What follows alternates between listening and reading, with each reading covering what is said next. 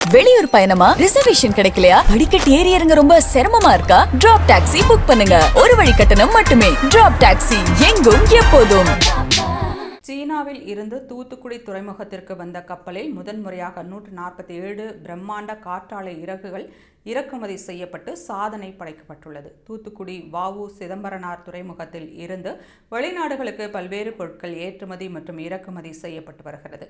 குறிப்பாக காற்றாலைகளுக்கு பயன்படுத்தப்படும் இறக்கைகள் மற்றும் நிலக்கரி அதிக அளவு இறக்குமதி செய்யப்படுகிறது. இந்நிலையில் தூத்துக்குடி துறைமுகத்திற்கு ஒரே கப்பலில் 147 காற்றாலை இறகுகள் கொண்டு வரப்பட்டு சாதனை படைக்கப்பட்டுள்ளது.